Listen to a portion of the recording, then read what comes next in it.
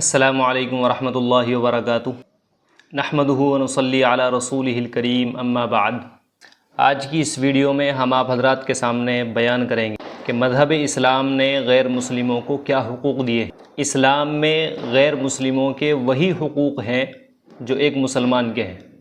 دیکھیے،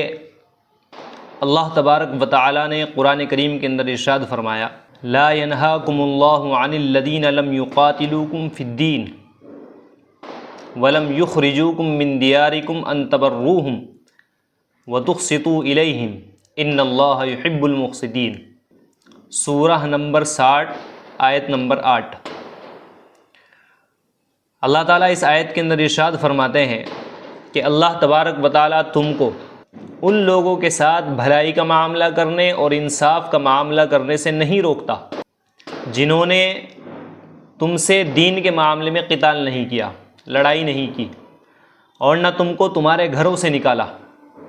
بلکہ اللہ تبارک و تعالیٰ تو انصاف کرنے والوں کو پسند کرتا ہے۔ یہ آیت اس وقت نازل ہوئی جب حضرت اسماء رضی اللہ تعالی عنہا کی والدہ ان سے ملنے کے لیے مدینہ طیبہ پہنچی، اور وہ مسلمان نہیں ہوئی تھی، وہ غیر مسلم تھی۔ کچھ تحفے لے کر، کچھ ہدیے لے کر وہ حضرت اسماء رضی اللہ تعالی عنہا کے پاس پہنچی، لیکن حضرت اسماء رضی اللہ تعالی عنہا نے اس وقت تک نہ ان کے تحفے قبول کیے اور نہ ان کو اندر آنے کی اجازت دی جب تک رسول اللہ صلی اللہ علیہ وسلم سے اجازت نہیں لے لی۔ حضرت اسماء رضی اللہ تعالی عنہا نے رسول اللہ صلی اللہ علیہ وسلم سے معلوم کیا کہ میری والدہ مجھ سے ملنے آئی ہے اور وہ غیر مسلم ہے، وہ بھی اسلام میں داخل نہیں ہوئی ہے، میں ان کے ساتھ کیا کروں؟ رسول اللہ صلی اللہ علیہ وسلم نے فرمایا، تم ان کے ساتھ صلہ رحمی کرو، ان کے ساتھ اچھا برتاؤ کرو، اچھا سلوک کرو۔ دیکھیے، اس آیت سے معلوم ہوتا ہے اور اس واقعے سے معلوم ہوتا ہے کہ غیر مسلم اگر مسلمان کا پڑوسی ہے، مسلمان کے برابر میں رہتا ہے، مسلمان کا رشتہ دار ہے، یا آپس میں تعلقات ہیں، تو یقیناً ان کے اس تعلقات میں مذہب اسلام کوئی دخل اندازی نہیں کرتا، بلکہ اس کے ساتھ اچھا سلوک کرنے کی، اس کے ساتھ بھلائی کا معاملہ کرنے کی اور اس کی مدد کرنے کی ترغیب دیتا ہے۔ رسول اللہ صلی اللہ علیہ وسلم کی احادیث سے معلوم ہوتا ہے کہ اگر ہمارا کوئی پڑوسی ہے، پڑوسی کوئی بھی ہو سکتا ہے، مسلمان بھی ہو سکتا ہے، غیر مسلم بھی ہو سکتا ہے، تو اگر غیر مسلم بھی ہمارا پڑوسی ہے تب بھی اس کے ساتھ احسان کا معاملہ کرنا ہے، اچھا سلوک کرنا ہے، اچھا سلوک کرنے کا حکم دیا ہے۔ فقہا کی بہت سی عبارات، بہت سی تصریحات سے معلوم ہوتا ہے کہ اگر کوئی غیر مسلم اسلامی ریاست میں رہتا ہو، یہاں یہ بات یاد رکھنے کی، اسلامی ریاست میں رہتا ہو، اس لیے کہ اسلامی ریاست ہوگی تو اسلامی ریاست میں جس طریقے سے مسلمان کی جان، اس کا مال، اس کی عزت و آبرو محفوظ ہوگی، اسی طریقے سے وہ غیر مسلم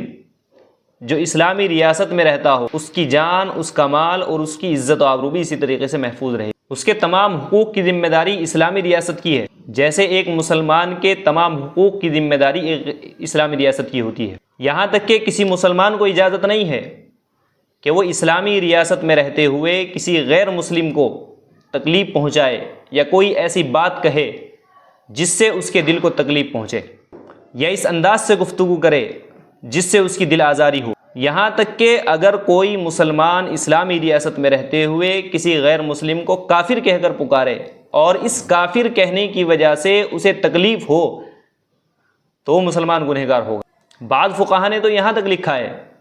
کہ اس کو سزا دی جائے گی کیونکہ اس نے گناہ کا کام کیا ہے۔ صاحب قنیہ نے لکھا ہے، لو قال لیہودی او مجوسی یا کافر یأثم ان شق علیہ، کہ اگر کسی یہودی سے یا مجوسی سے، آگ پرست سے یہ کہا کہ اے کافر، اور یہ کافر کہنا اس کو تکلیف دیتا ہو تو وہ مسلمان گنہگار ہوگا۔ اسی طریقے سے جیسے ایک مسلمان کو اس کے سامنے برا بھلا کہنا یا کوئی غلط بات کہنا یہ صحیح نہیں ہے،